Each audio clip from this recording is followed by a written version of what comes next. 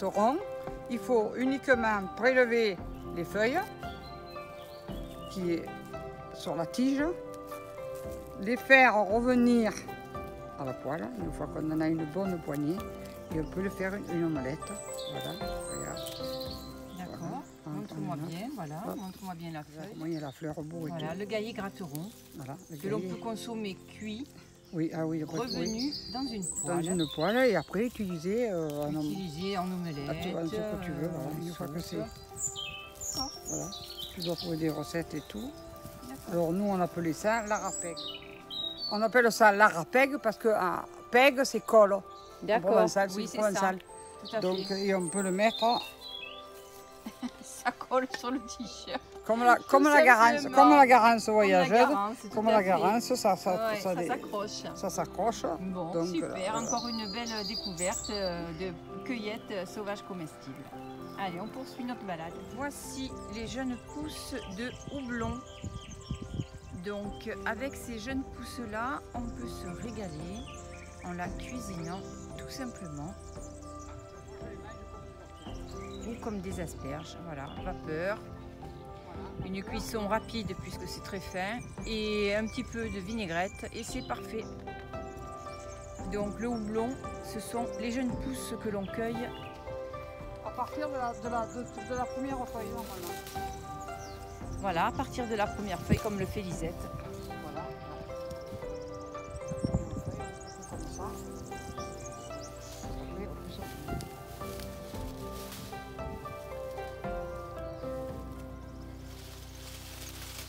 Voilà comment on le cueille.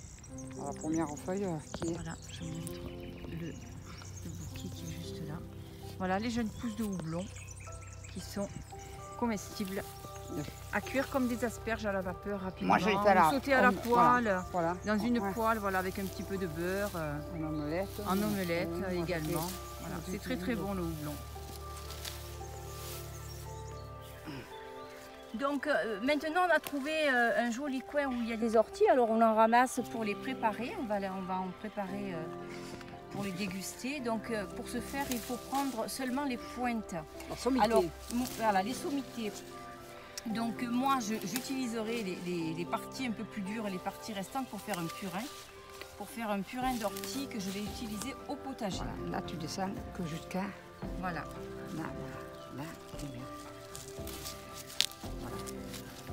Cette partie-là, pour la cuisine. Ça, pour cuisiner, on prend juste cette partie-là, les 4 premières feuilles. Voilà, et le reste. Et le reste, on peut utiliser en purin.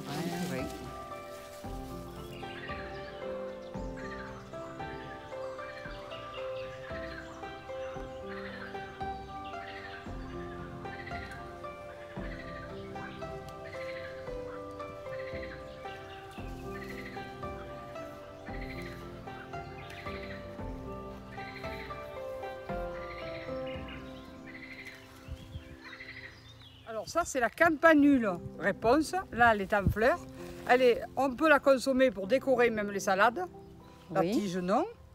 La racine l'hiver on la ramasse, on l'appelle ravette ou rabette, ça vient de petites raves, c'est ni plus ni moins qu'un radis sauvage.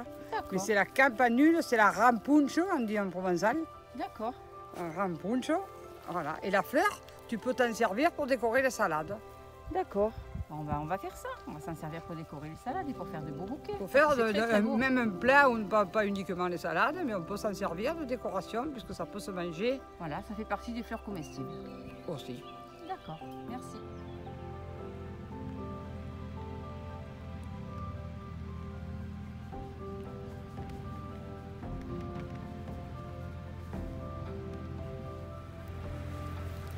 Ah.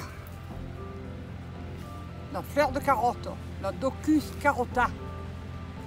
On ne peut pas se confondre avec la petite ciguë. Il faut sentir, elle a vraiment l'odeur de la carotte. Oui. Et on fait avec, non seulement, d'abord il y a la tige qui est blanche, parce que la carotte est blanche, on coupe cette partie-là et on trempe cette partie-là dans la pâte à beignets pour faire des beignets de carotte. Voilà, tout simplement. Salé ou sucré pour les petits. Parce qu'elle n'a pas un goût extraordinaire, donc on ne s'en aperçoit même pas. Donc on peut aussi bien la manger à l'apéritif qu'en dessert. Bon, on va essayer. Voilà. Ok, on va essayer ça. Et ça vraiment la feuille de la carotte. Ouais, super. Et on ne peut pas se tromper grâce à l'odeur. Super, super. On voit ce que je veux dire. Allez, on va les ramasser.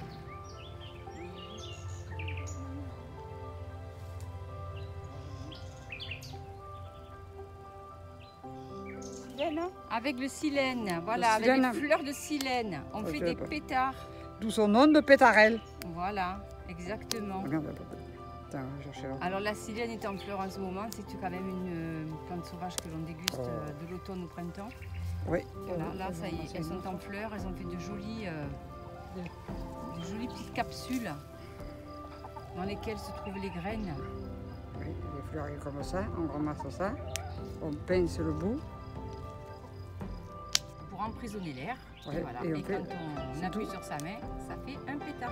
D'où son nom de pétarelle. Pétarelle. Pétarde. Et voilà. C'est bien, c'est bien. Il a plein de gros.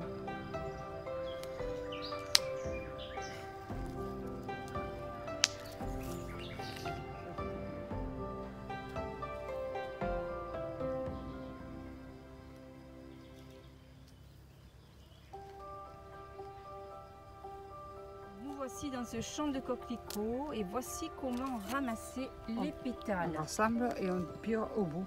Voilà, il faut rassembler les 4 pétales et tirer délicatement de manière à laisser donc le pistil avec les graines pour que ça puisse se ressemer l'année prochaine.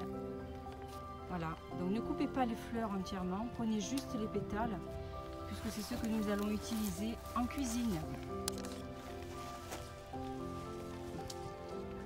Pas cueillir ceux qui sont roses et ceux qui sont blancs. Voilà, donc évitez, si vous rencontrez des coquelicots roses ou blancs, ne les ramassez pas car ce sont des petits cultivars protégés. Hein, c'est dommage de les arracher. Prenez essentiellement les rouges. Voilà, donc je vous parlais du silène enflé. Alors je ne sais pas si vous le voyez bien parce que c'est plein soleil là et c'est pas très agréable. Je filme mais c'est compliqué à voir en détail. Silène enflée.